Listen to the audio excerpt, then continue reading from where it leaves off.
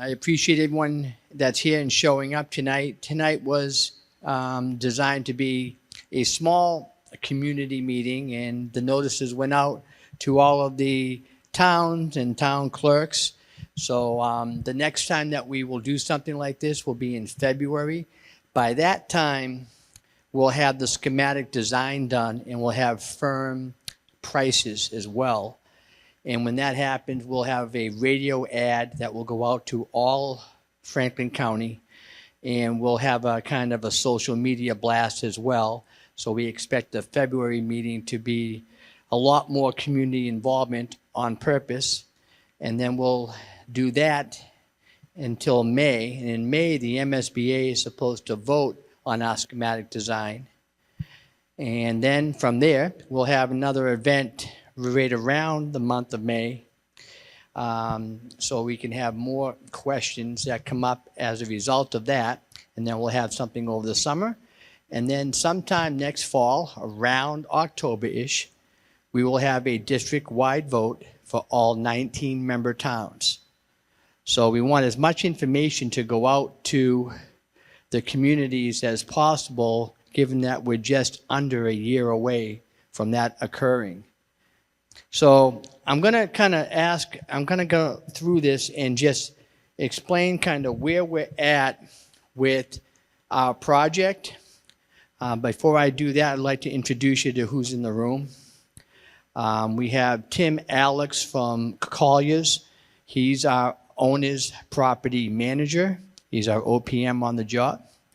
We have Julie Spence from LBA Architects, and she's, of course, the major architect for the firm and can answer any questions I absolutely won't be able to do. And then we have Rich Kuklitz, our school committee chair. We have Jeff Budine, school committee and chair of the finance. Rob Decker from Deerfield. Over here is another school committee member. We have, I'm drawing a blank. Can't believe I'm doing this on stage. Jackie Boyden from the town of Irving, as a longtime school committee member as well. I just needed a head start on that one. Sorry about that. And we have Robert Miller from the town of Shelburne. So I think that's all the school committee members, I believe, that are in the room. Correct. All right. So what we are going to do is, the first question that will pop up is, why does Franklin County Tech need a new school? That should be the first question I think we're going to have. It seems to be the most popular one. So I just want to tell you where we're at with our school.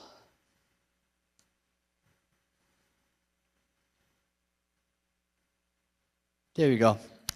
So we had a new roof coating put on approximately 10 years ago. That was over an existing roof coating. So the next roof that we have to do has to be a complete tear down and breakdown. So the expiration date on this roof we have is another 5 years, and we'll need a new roof. One of the things I just want to get to, and I think it's real important, is the screen here. So the roof replacement, the estimators have come up with about $17 million that it would cost to do a complete tear down and breakdown of a roof. But that would occur over quite a few years, because you can only do one section of the building at a time, then relocate the students, then do another section, relocate the students. And during that time frame, you might come up with some abatement and hazardous materials issues as well. Now, the electrical and mechanical systems, it was an interesting one. About 5 years ago, we had a lot of flickering going around the building. We couldn't quite figure it out what it was, but we had somebody come in and they told us it was our electrical switchgear. It was from Federal Pacific. It was rather older technology. And so we decided as a building and ground subcommittee to go ahead and see if we can get one of those to be built for us, because they don't produce them anymore. So we had it, we did have it specialized, and we had it built. About 2 months later, it got delivered to our school. Okay, that kind of put us at ease. Because if one of those electrical switch gears go out, you're out of school for 2 months. You can't run this, you cannot run the school. Wouldn't you know it, it got delivered. 2 days later, the electrical switchgear went out. But it went out on a Friday. And we were able to call the company in, and 24 hours later, we had full power. So, of course, we went out, but the price of one of those things was over $100,000. So we went out and got another one. We have about 15 or 16 of these electrical switch gears. So we went out and got another one, made that. 2 months after we got that, another one went out, and we replaced it. So this is ongoing. To replace the entire electrical mechanical system, according to the estimators, would be around $32 million. And that would trigger, once you do a major renovation like that, that will then begin to trigger a sprinkler system. You're going to have to put one of those in. Since we're grandfathered in, we don't have one in our building. Once you do a major renovation like that, then you have to put in a sprinkler system. And underneath all of our entire facility is old plumbing and sewage. So there's been several occasions over the last 3 or 4 years where we had to shut down whole wings of the building until we could find where the sewage leak was. On a few of these times, we got really lucky because we were able to find one out by the main road outside of our school. I don't know how they found that one. And then we found one kind of right underneath the building through one of those eye cameras, and we were able to unclog those. But that's going to have to be done as well, because they are coming up on their lifetime, and that will be approximately $10 million to do that. And so the whole thing is around $74 million with zero reimbursement to the MSBA, or from the MSBA or to the towns. That's just $74 million to do business as usual. And when we talked to David Eisenthal at Unibank, he informed us that we could get 15-year bonds for a lot of this stuff, but we can't go above that because we can't pump good money into an old building. So the exterior of the building looks, I think, great. I think it looks fantastic when you pull up. Our landscapers and our students have done a great job maintaining the building. It's the interior stuff that has really added up over time. So that then, we knew this was coming down the pike. We then put an application in for the MSBA for a new building project. We didn't know what that was going to entail until we really got into it. Now this, I have to be within 2 inches of it, so I might as well not use it. So that's just the difference. Right now would be a 30-year bond with the MSBA, in which they would then reimburse us for a percentage of that. We'll qualify anywhere around 65% reimbursement, but when you calculate the soft cost associated with that, the actual reimbursement is closer right now to about 46%. However, as of January 1st, the MSBA is changing how they recalculate that. Now we'll get closer to 50% in actuality by the time we're done. So let's talk about what we're looking at and how we arrived at what we did. The designers came up with 8 options. We had the top left option of $103 million to keep our existing building. Don't change its size, don't do anything. Keep the existing and just bring it up to code. That's $103 million with not one penny getting reimbursed to the towns. That's just doing absolutely nothing but keeping it up to code. Option 2 was to bring it up to code, but add what is needed to modernize the building for the educational purposes. We haven't even talked about that yet. And that was $203 million. and then added revenues, to be able to add on, to be able to do the renovation and add on was around 202 million, depending on which one we liked. Option 4 was more of a campus model to scatter the shops in, like you'll have, for instance, like carpentry and electrical and maybe landscaping in one building. You'll have someone else in another building. So they kind of will trying to take a look at that model. And then we went over here to more of a courtyard model. And the 3 we have outlined came down to our final 3. Option 6A is a compact one building construction, which seemed to be a little lower in cost and fit what we needed to have happen. Then we had the addition plus the renovation. We're not getting a total new building, but it did cost a little more, so we took the lower priced option as option 6A. Then we looked at option 8A, and that seemed to be the one we were going to go with because it has that whole back end of it would be where the vocational shops are. They'd be totally separated from the rest of the building because if you walk through our hallways today, you will smell car exhaust. You will smell fumes. You're in your math class and you're smelling that stuff.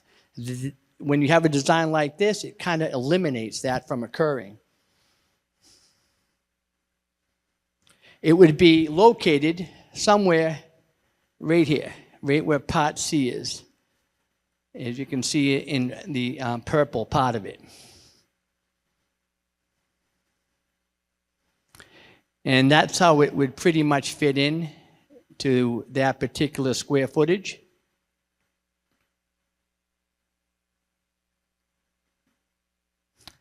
This potentially is something it might look like. Again, we're still at the early stages. Our schematic design won't be realized for several months from now.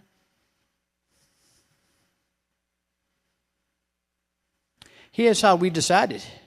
We had a night where we had all key stakeholders from our teachers and parent groups and architects and OPMs and committee members, and we went through all the stuff we needed to go through to come up with a decision of which of those 8 options best fit us that were presented to us as not overextending ourselves financially. So that's what it was there. Option 8A was the one that we went with. Price per square foot. We're currently at $893 per square foot. We anticipate that after January coming down a little bit. Is that correct, Tim?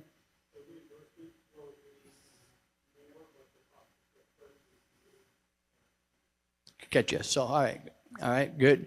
And here's some other schools that have gone up.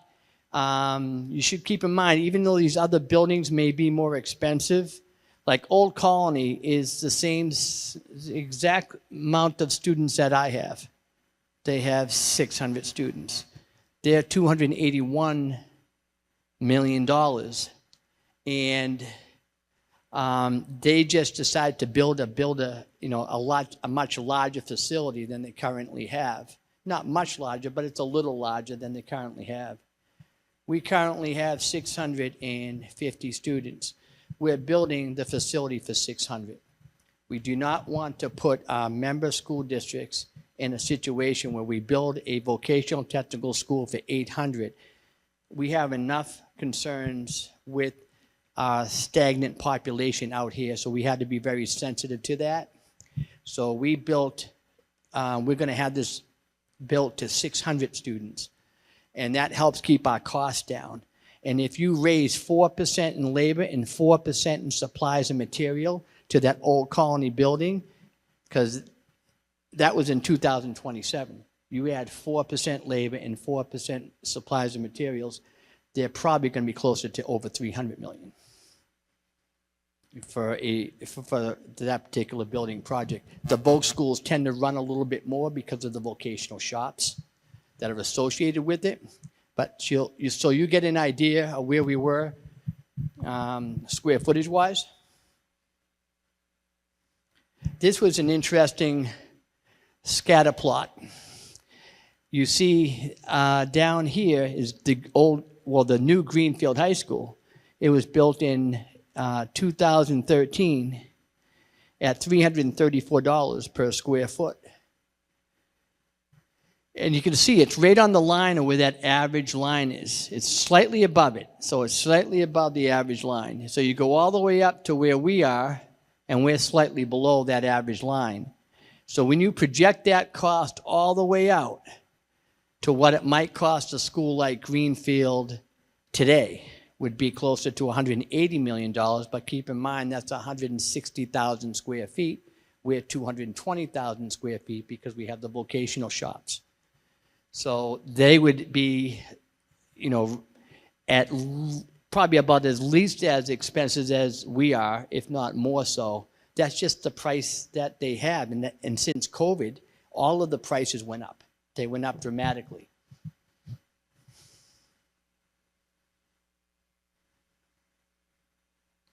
So if we're right around 197 million, and the total cost will be in somewhere in that range of 241 to 253. At the current time, it's 46% reimbursement, but that is most likely to go up a little bit. And the estimated net share in range is between 129 and 135 million, in which the MSBA would be reimbursing approximately 120 something million. And we have to accommodate for our enrollment. So here's our enrollment since 2015. We were 463, we dropped to 437, and we've been climbing since that time frame. We're currently at 603 enrollment. We had to eliminate our assembly hall. We had this assembly hall, but in order to meet the needs of the students, we divided it up in 4 large 900-foot classrooms so that we were able to provide the education. So we do not have an assembly hall. Here's our population for the member school districts in the area by grade level as well. Grade 9, 10, 11, and 12. And these are the different, we got Four Rivers, Franklin County Tech, then there's Frontier, Turner's, Greenfield, Pioneer, Mohawk, and Ralph C. Mahar. That just gives you an idea of how many were in each grade level. This was done at last year's report, because the school attending report hasn't come out yet for the current year, but this is last year's school attending report from the Department of Ed. And this is kind of where our students go. We have, in this past year, I think we were just about 10% of kids go on to 4-year colleges. So we don't have the design of our member school districts that do a great job sending their kids off to 4-year colleges. Our goal is to get these kids employability skills so they can contribute back to the tax base, start their own businesses, and that's what seems to be happening. So when you look at the report that was given to us back from the state, last year we had 113 students that they could calculate, in which 95 of them are actively employed. So we are doing our job, and out of that 95, this is interesting. These are all of the vocational schools in the entire state. Franklin County Tech is #1 at doing what we were built to do, which was to train our students to go into the world of work. And we're far ahead of everyone else. Too many voc schools are trying to train their kids, and they get away from their mission of vocational education. As you can see, some of these school districts are more college-bound than they are vocational. That's just not who we are. So we are a school district that holds true to our mission, and we are an extension of what the other school districts offer. We're not in competition in that sense, because they're able to do stuff that we can't, and we can do stuff that they can't. And together, we can educate the entire Franklin County.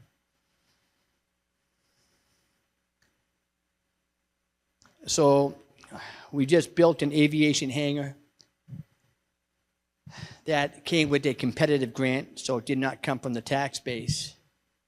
And we're excited about the program. It's a 12,000 square foot aviation hangar, state of the art. We have about 7 aircraft, and the kids will get out of that with a livable wage.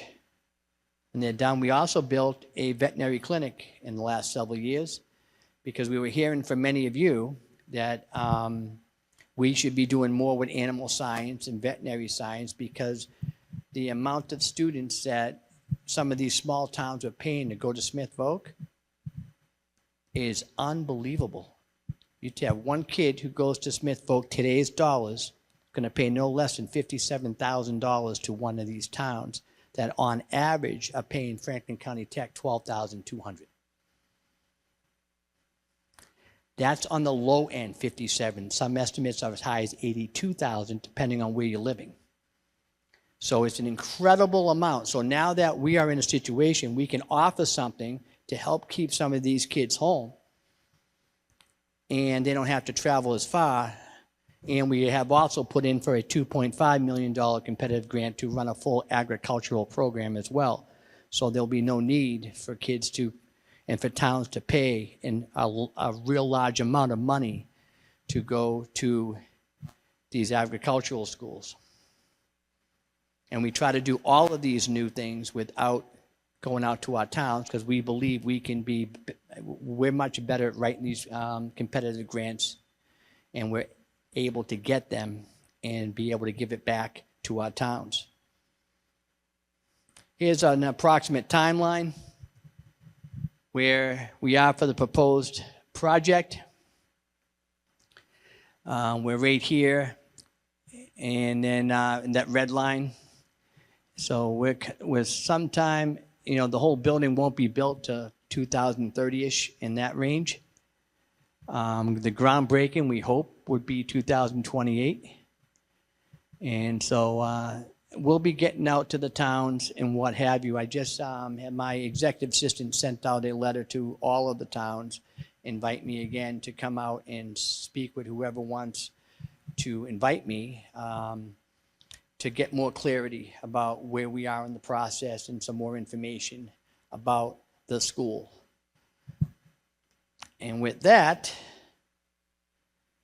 I have Carsten over here, Katori. He's one of our seniors. He will be running the mic out to anyone that has any questions. And before we start, there's going to be people who say they have a teacher's voice, and yet we still need the mic so that it can be properly recorded. So before you talk about the teacher's voice, we want to make sure we have Carsten here to try to help you. And we have the architect here, and we have the owner's project manager here. So any other questions that I certainly won't be able to answer, I'm sure that we have people in the room that can do just that. So questions? We'll run a mic.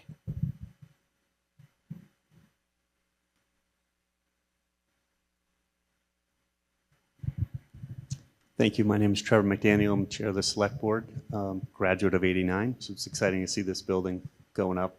It is needed, I know that.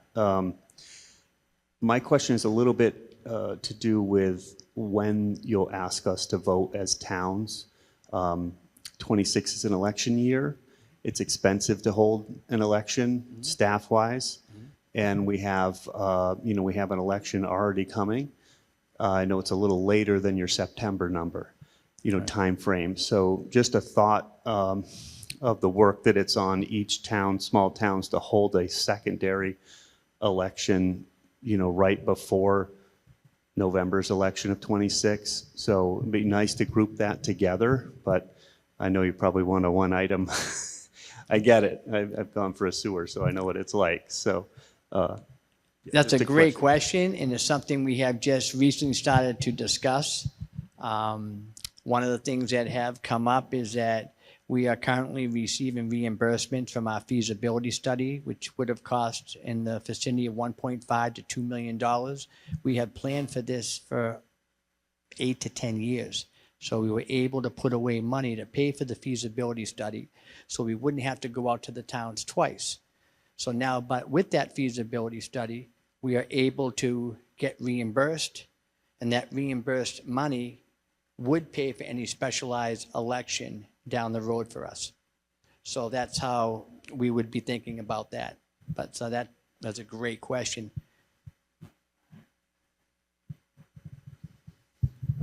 I'm Rich Kuklowitz from School Committee. I'm pretty sure that our district agreement requires us to have the election on the same day, the same hours, and the district pays for it. Right. I know that's what we did when we did windows and doors a few years ago. So the cost is borne by the district, not by the town.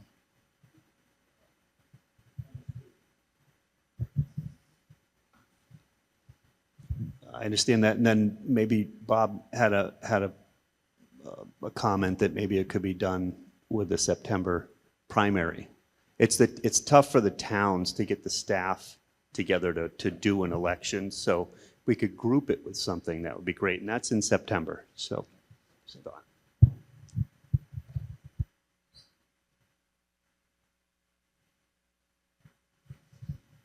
Hi, I'm Paula Consolo from the Buckland Finance Committee. I have several questions, but the main question I have is how are the towns assessed for this? Is it based on our allotment of students or the current number of students, or how? How do we? It's exactly similar to our old windows and doors project based on the equalized valuation of the towns. So it will be much different for, towns depending on where the relative wealth is according to the state and the equalized valuation type. Right, of no, I method. understand that, but does it also include the numbers of students in the school? Enrollment for like the Mohawk district, that all counts, but enrollment counts. So does enrollment count? Not to my knowledge. I think it's just based on our regional agreement and the equalized valuation. And I could be wrong with that, but that's my recollection. Is the regional agreement on the website? Because I could not find it anywhere. I believe it should be, yeah. Can you maybe bring it up to the top so that when we go on the Sure. website, we could see it? Sure. That would be great. I had a question. You said that 10% of the students go to four-year college, 65% go straight to work. What happens to the other 25%? We have like the military, and then that's just an odd year. We have 30% that go on to four-year colleges on some years. It just depends. I was only talking about one specific year. So, but in some years, it goes up to 30%. And then I think last year was 10%. And then kids go off to the military, or they move out of state. 25% seems like a lot. And then the other thing is the new programs that you put in, the new buildings, the vet science, the aerospace or Yep. aero, Yep. and now you say you're writing a grant for an ag program. Would those be incorporated into this new building, or will they No. keep those other buildings? Yep, we're going to keep those. Great questions. Thank you.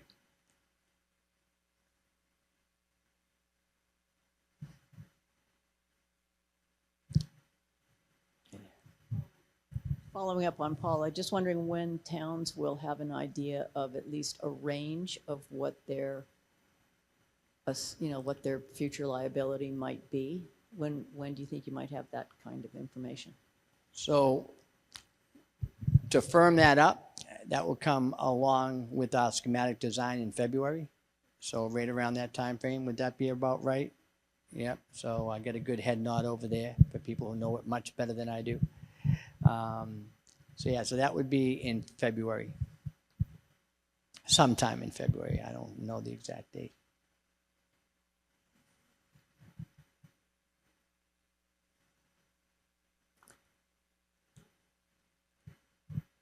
Got a couple over here.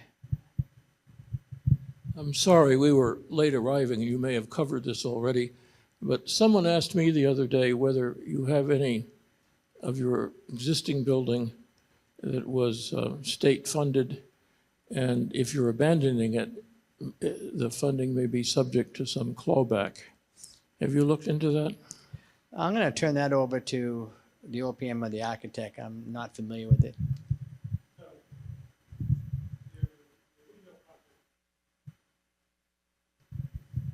Thank you. The window project that was done about 10 years ago, there would be a clawback, if you will, based on how many years the windows have been in service and what the expected life expectancy is for. So that is all part of the MSBA's budget template that we'll be putting together when they issue their new form based on the 2026 reimbursement values. It's a lot of different caps and percentages and that are based on certain criteria, and that is one of those criteria. I do not think the roof project was done through the MSBA. I'm not, Yes, it was. We had it was. a roof coating. okay. Yeah, so we had the roof coating, the windows, doors, and the paving back about 10 years ago. Yes, yeah. They have an accelerated repair program for windows and doors, roofs, and air source heat pumps.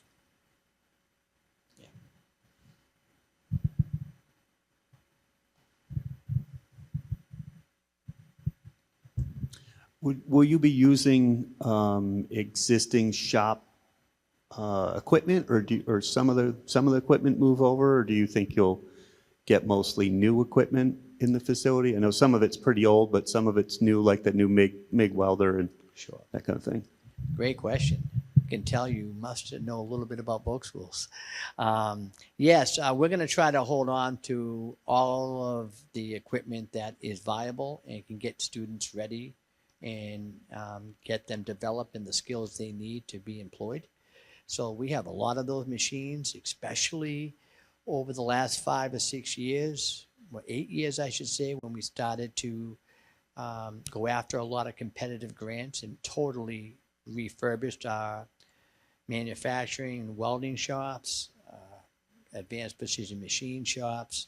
We've gotten new equipment for our landscaping, and we got brand new car lifts for our auto tech. So all the newer stuff that we were able to get, which is a lot of it, probably close to a few $1 million worth over the last 8 years or so, will most likely be coming over. So yeah, we're not going to pay for extra machines if we already got them. Yep. Great question. So looking at the existing school building now, how much of it will be preserved? Or is any of it salvageable, or is it all headed for demolition? Good question. The short answer is it will be headed for demolition, and that's all included in the cost. We explored all those other options, but giving that a 50-year-old building, once you try to maintain that, the amount of concerns you're going to find outweigh the benefit, as we already articulated. Just to keep it up to code was $103 million, and the towns don't get any money back from the MSBA with that. So it didn't make sense for the next 50 years. It's like you tack 50 years on to another 50-year building. You have a 100-year-old building before you know it. It didn't make a lot of sense.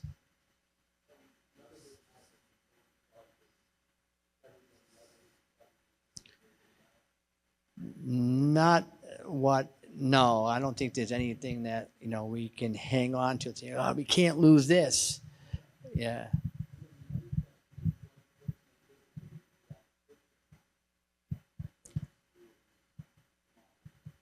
Oh, great. Right now, as when I showed that map, it took off a portion of the baseball field and practice soccer field. So that would become the new baseball field and practice soccer field.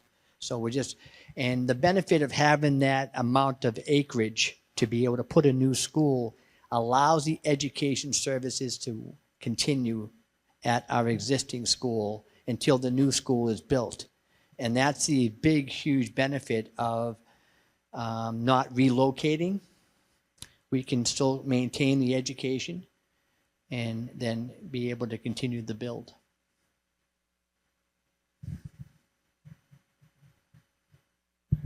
Back row, Carson.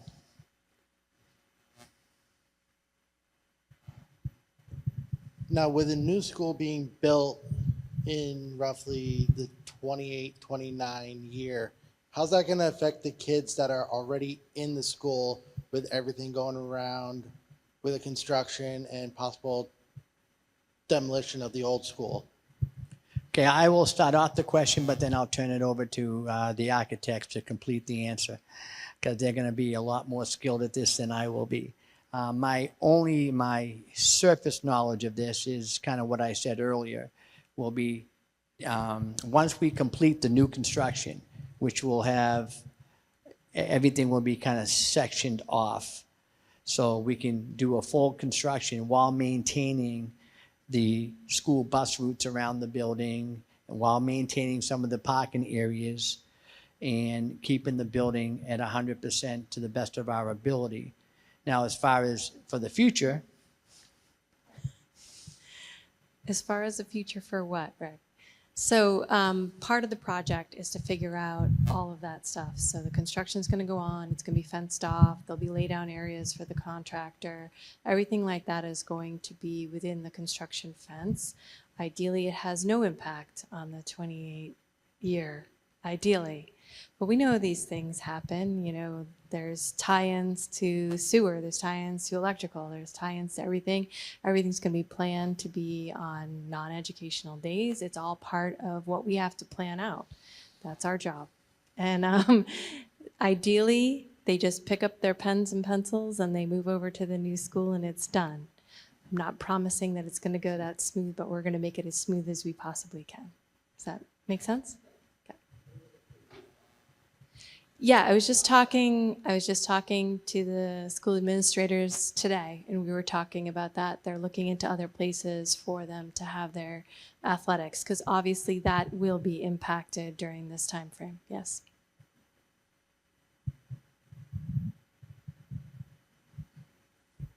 and as I said earlier, I'm going to make every effort to get out to all of our 19 member towns and communities when I'm invited to do so, to hopefully explain anything that you might have some questions about, or you have some people in town that might have some, and I will try to get out to everywhere to try to help with that information, because that's all we're providing at this point in time, is just a lot of information, and we'll continue to do so over the next 3 or 4 months.